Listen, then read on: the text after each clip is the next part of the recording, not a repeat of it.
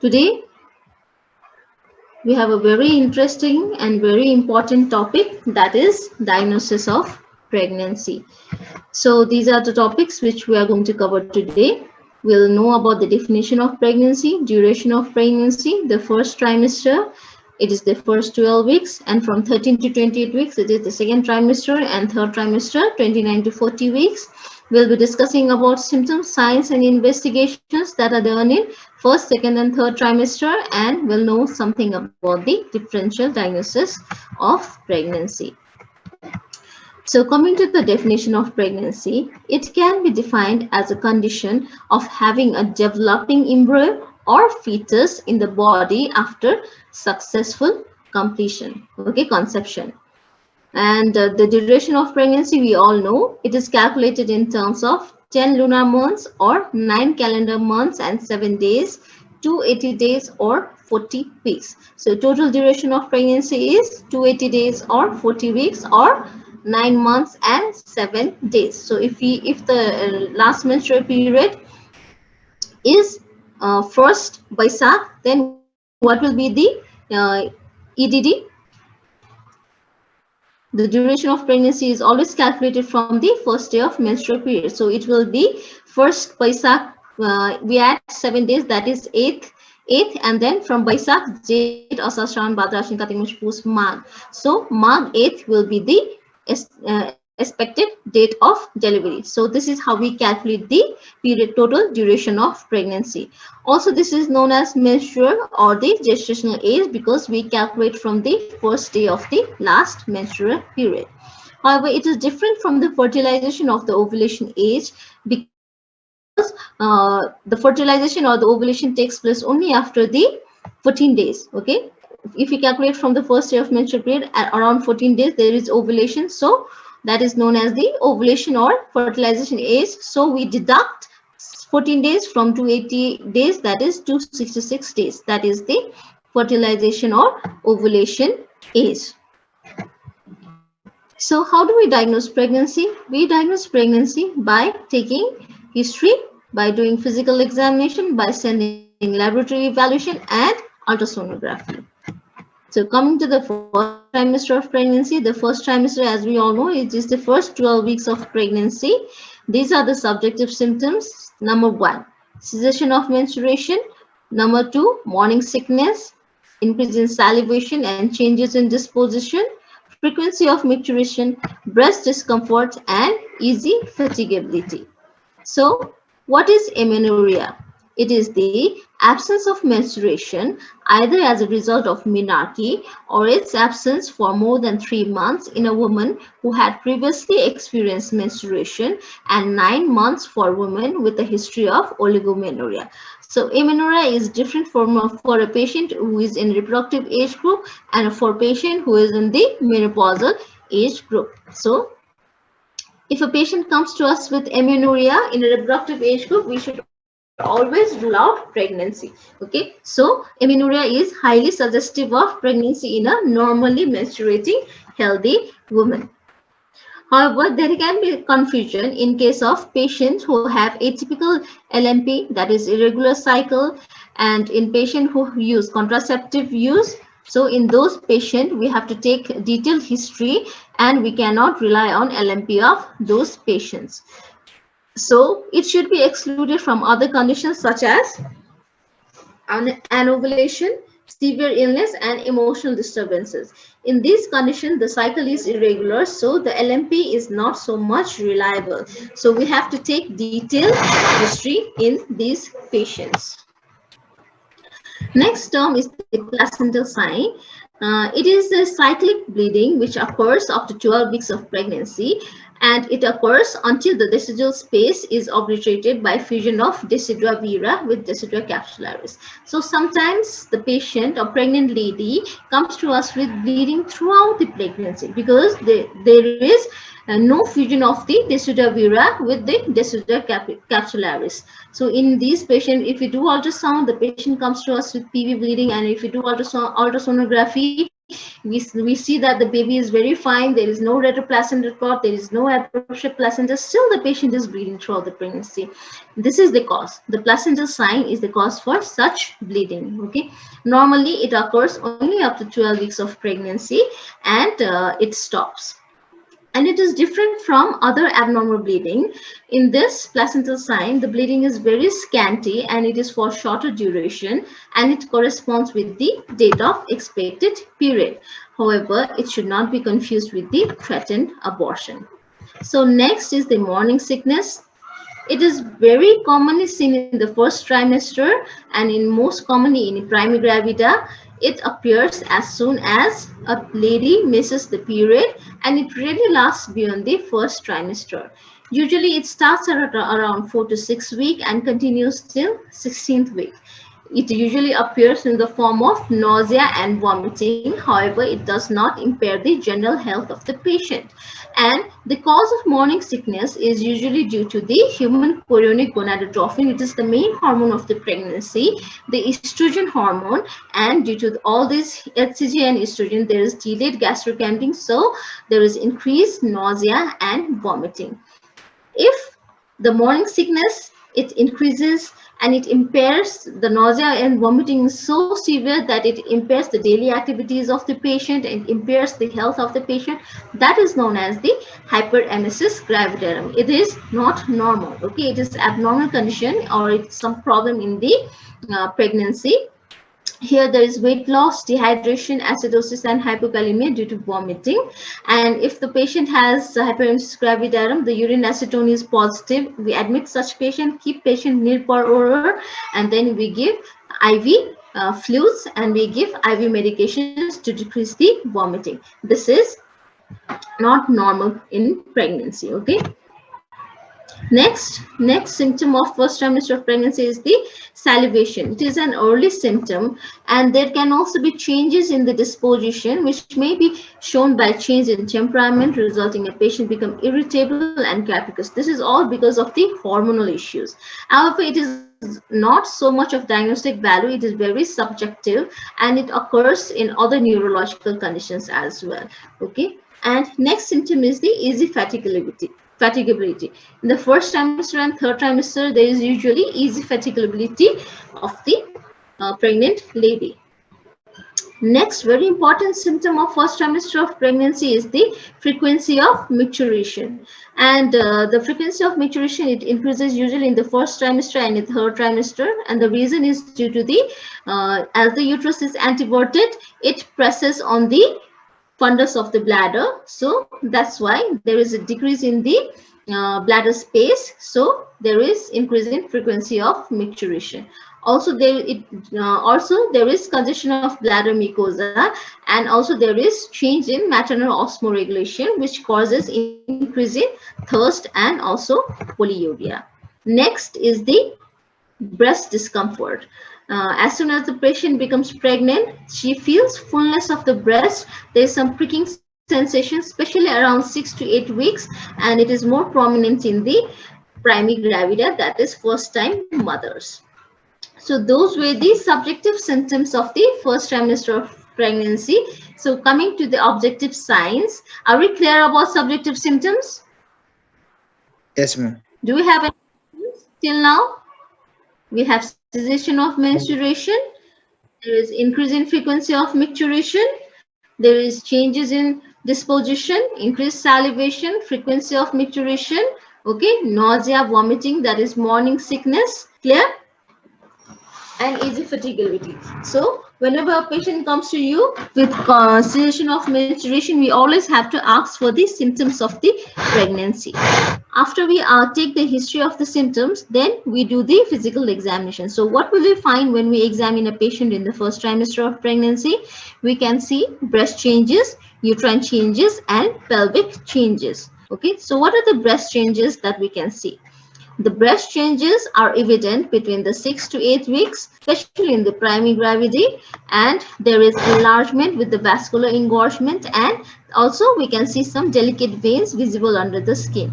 There is appearance of the primary, this is the primary areola, this is the primary areola, and after pregnancy, the secondary areola develops. Also, there are Montgomery tubercles. Okay, see, these are the Montgomery tubercles. It initially appears on the primary areola, followed by secondary areola. Also, sometimes colostrum can be seen detected as early as 12 weeks. Okay. So coming to the pelvic changes, these are the summary of the pelvic changes. This we'll be discussing again later.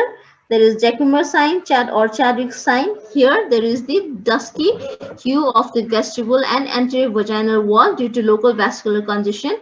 It is seen as early as 8 weeks of pregnancy, but also seen in pelvic tumors like fibroid. Okay, so if urine pregnancy test is negative and if you should see the bluish hue in the vagina or vestibule, you have to suspect pelvic tumor such as fibroid. Next is the Ostrander signs. So what is Ostrander sign? If you do the pervaginal examination, you can feel if you put your vaginal examining fingers in the lateral fornices, you can feel some pulsations, and it is due to the turbulent blood flow in the uterine vessels. The Ostrander sign is due to the turbulent blood flow in the uterine vessels, and it is felt as pulsation. It is seen in 8 weeks of pregnancy, and in non-pregnant cases, it can be also seen in acute pelvic inflammatory disease. Next is the Goodell signs. So what is Goodell signs? When you do the pervaginal examination, if you feel the pregnant cervix, it feels like lip of mouth, whereas non-pregnant cervix, it feels like tip of tongue. So a very soft cervix, it gives us some sign that there is some idea that the patient might be pregnant. Okay, so it is seen or it is felt as early as 6 weeks of pregnancy, and also however it can be seen in some oral contraceptive pill user. See, this is the non-pregnant cervix. It is felt as tip of nose, and this pregnant cervix, it feels as lip of mouth. So these are some extra signs. The Latin sign, it can be seen at 6 weeks. Here the uterus softens in the midline along the uterus-cervical junction, and in McDonald's sign, since the uterus is very soft in the midline along the uterus-cervical junction, so it is flexible at this point. That is known as the McDonald's sign, and it can be appreciated as early as 7 to 8 weeks. Next is the von Furnwell sign. Here there is softening of the fundus at around 4 to 5 weeks. Okay. So we have discussed about Goodell sign and British discretion, the cervical changes and vaginal changes. Jacquemus and Chadwick sign, that is bluish hue. Ostrander sign, pulsations in the lateral fornix. Bluish hue of the anterior vaginal wall. The cervix vaginal wall becomes soft, and also there is increase in copious non-irritating discharge around 6 weeks. So generally patient comes to us with PV discharge. So we counsel the patient, we say that the general PV discharge, it increases with pregnancy. Okay, it increases in pregnancy. If it is not foul smelling, it is not abnormal. Okay. So next is the uterine changes. So as the pregnancy advances, the uterus enlarges, and around 6 weeks, the uterus becomes size of a hen's egg.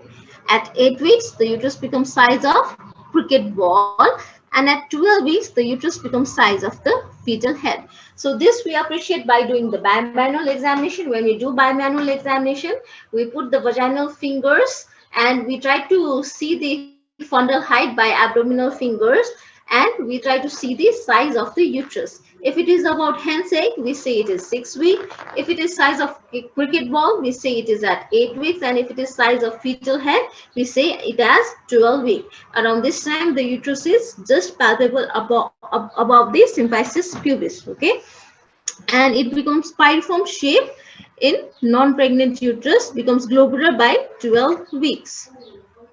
Next sign is the Piskaczek sign. And here, if there is a implantation of the fetus in one side of the uterus, there is asymmetrical enlargement of the uterus due to lateral implantation. That is known as Piskaczek sign. Here, one half of the uterus is more firm than the other half of the uterus. Next is the Hagar sign. What is Hagar sign? If you do the bimanual examination, so this is the Hagar sign. We put the vaginal fingers in the anterior fornix and we put the This is the vaginal finger, examining finger. Okay, we put it in the anterior fornix, and this is the abdominal left hand. We put it above the symphysis pubis. We try to go beyond the uterus, and we try to feel approximate the abdominal and vaginal fingers. Since this portion is very soft, we can nearly approximate these two fingers. This is known as the Hagar sign. These are all theoretical signs. However, we do not do it practically, but you have to know what is Hagar sign. Okay, it is present in 2/3 of cases and is demonstrated between around 6 to 10 weeks. It is because why it is soft.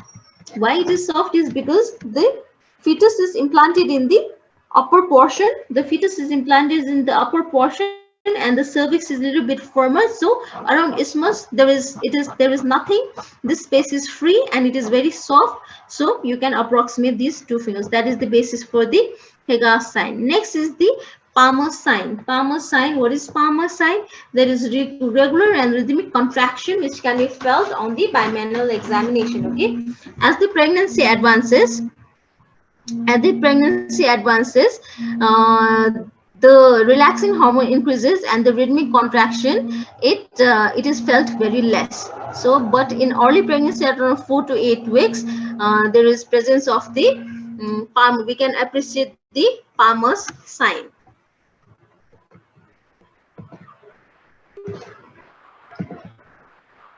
So after the examination, we come to the investigation, that is ultrasonography. In ultrasonography, in the first trimester of pregnancy, the first trimester scan is known as the dating scan, and here we see for whether it is intrauterine or extrauterine pregnancy. We see whether it is intrauterine or extrauterine pregnancy. We see if there is singleton pregnancy or multiple gestation. We see if there is presence of the fetal pole or not. Okay, we have to rule out from the molar pregnancy, normal pregnancy or molar pregnancy. It is we do ultrasound, and dating scan is more appropriate around 9 to 10 weeks. Okay, 9 to 10 weeks dating scan is very good scan. And embryonic movements can be seen as early as 7 weeks, and with the help of Doppler, if we put the Doppler scan, we can calculate the fetal heart rate as early as 10th week. Next is the laboratory evaluation. The markers that indicate pregnancy are found in urine and blood, and we mostly focus on the human chorionic gonadotrophin, which is produced by the syncytial trophoblast cells of the fertilized ova. However, it cannot be detected until there is implantation of the fetus, and it can be early as 7 to 9 days after fertilization by high sensitive technique. So let's see some of the immunological tests. The immunological tests are based on detection of the beta subunit of the HCG in the maternal urine or serum. And in urine, it can detect up to 1.5 to 3.5 international unit per ml is needed for detection in a slide test. And if we do a tube test, it can detect around 0.2 to 1.2 international unit per ml HCG. It can detect after 5 days of missed period, and however it is less reliable in the 2nd and 3rd trimester. Next is the Gravitans test. In this, it is the urine test based on the latex agglutination inhibition technique. It requires 2 minutes. There is double antigen antibody reaction. If there is absence of agglutination, it indicates that there is presence of pregnancy. And the test accuracy is decreased by proteinuria, immunological disorders such as tranquilizers that releases LH.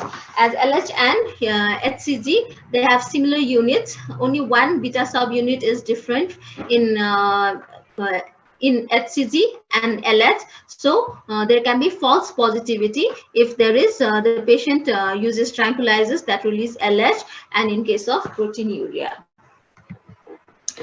Next test is the Orley Icon 2 test. This is the ELISA test.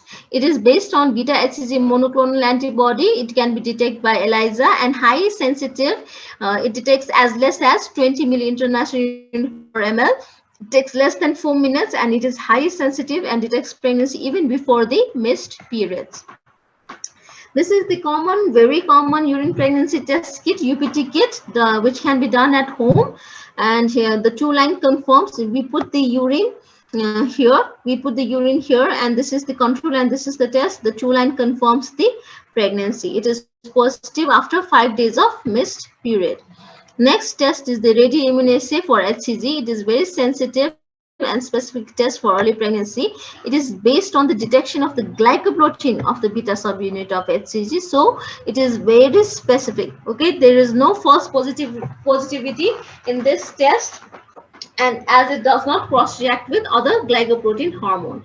It can detect as less as 2 to 4 milli international unit per ml to determine normalcy and viability. Next, so those were the lab tests. However, we can also know pregnancy, diagnose pregnancy by basal body temperature. This is very simple. A persistent elevation of basal body temperature for longer than 18 days may be presumptive evidence of pregnancy. So this is normal temperature. With the LH surge, there is rise in basal body temperature. If there is no pregnancy, the temperature drops. This means this is non-pregnant. If it keeps on elevating, the basal body temperature keeps on elevating up to 18 days, it means the patient is pregnant. Okay, so this can be done in case of rural setting where there is no ultrasound, where there is no urine pregnancy test kit. This can be done. Next is the progesterone test. Progesterone is given to a woman with amenorrhea. If there is withdrawal bleeding, that means there is no pregnancy. If there is no withdrawal bleeding, that means there is pregnancy. Okay, this is a reliable. This test is reliable in non-pregnant patient only if there is adequate estrogen stimulation of the endometrium. Next test is the cervical mucus test. This is the fawn pattern is in case of non-pregnant, and it is ellipsoid in case of pregnant. That was about first trimester of pregnancy, symptoms, signs, and investigations. Next is the second trimester. As the pregnancy advanced, the subjective symptoms it increases, such as nausea, vomiting. Up to 16 weeks, there is increase in nausea, vomiting. After 16 weeks, those nausea, vomiting, it usually subsides. However, there is enlargement of the abdomen. The abdomen gets distended, okay, and there is perception of the fetal movement. The first perception of the fetal movement is known as the quickening, and it is felt as early as 18 weeks in primipara and 2 weeks earlier in multipara. And the the date of quickening is very important, as sometimes patient forgets the LMP, but she can remember the quickening, date of quickening. So if we add 20 weeks to that, we can calculate the EDD. So we have to know the date of quickening. Other changes that are seen in second trimester of pregnancy are chroasma. There is increasing pigmentation over the forehead and cheek. It can be seen as early as 24 weeks of pregnancy. And the breast changes. There is appearance, the breast becomes more enlarged, more vascular. There is presence of secondary areola, and also there can be secretion of colostrum or thickening of the colostrum. When we do the abdominal examination, in case of second trimester, we do inspection, palpation, and auscultation. And on inspection, there is presence of the linea nigra. Umbilicus will be centrally placed, and the position of the umbilicus is very important, as with the basis of the umbilicus, symphysis pubis, and xiphisternum, we say that the uterus, we quantify the size of the uterus. So if umbilicus is not central, then all the landmarks becomes wrong, and our uterus size, whatever we examine, becomes all wrong. So we have to say that we have to see whether the umbilicus is central or not. Okay, and there is presence of linea nigra. There is pigmented mark. It can extend from the symphysis pubis to the xiphisternum. It is visible as early as 20 weeks. And later it becomes linea albicans. Also, there can be presence of the stria gravidarum. Initially, it is pinkish in color, and later on, it becomes whitish in color. So when you do palpation, we see the fundal height, and this is the fundal height. At around symphysis pubis, it is around 12 weeks. The umbilicus lower border is 20 weeks, upper border is 24 weeks, and in between is 22 weeks. And the xiphisternum is the 36 weeks. So in between 12 weeks and 20 weeks, we have 16 weeks. and the upper above this umbilicus, that is upper border, is 24 weeks and diphisternum is 36 weeks. Here we divide the this quadrant into by two imaginary line into three equal quadrants. The lower imaginary line corresponds to 28 weeks and the upper imaginary line corresponds to 32 weeks. So, however, there is no odd numbers. Okay, there is uterus size. There is no 15 week size. We cannot say that the uterus is 15 week size or 18 week, 19 week size or 27 week size. There are no odd terms. Okay, we have, and in between 12 to 16 weeks we can say it is 14 weeks. In between 16 to 20 weeks we can say 18 weeks. In between 24 to 28 weeks 26 weeks. 28 to 32 30 weeks, and 32 to 36 weeks 34 weeks. Okay, but we only remember 12 weeks, 20 weeks, 24 weeks, 36 weeks, in between 16 weeks, and here 28 weeks and 32 weeks. If we remember this much, then others, the rest we can calculate by ourselves. Okay, so that's why our all the uterine height we measure according to the umbilicus. So if this umbilicus is not central in place, so these all landmarks, these all linings, it will all be wrong. So we have always have to check whether the umbilicus is central in position or not. Okay, see, next on palpation, we can also find some Braxton Hicks contraction. These are irregular, infrequent, spasmodic, and painless contraction without any effect on the dilatation of the cervix. Okay, it begins early in pregnancy and continues till term. In pregnancy, the patient will say that I have hardening of the uterus, but there is no pain. That is Braxton Hicks contraction. Okay. Other next examination, what we do in palpation is we feel for the fetal part. It is very important to feel for the fetal part, as we have to differentiate the normal pregnancy from the molar pregnancy. In normal pregnancy, we can feel the fetal parts, we can feel the fetal head, we can feel the limbs, we can feel the back, or we can feel the buttocks. But in case of molar pregnancy, the uterus, it feels as soft as a dough and we cannot feel any fetal parts. So it is very important to feel for the fetal parts during the palpation of the uterus. It can be elicited by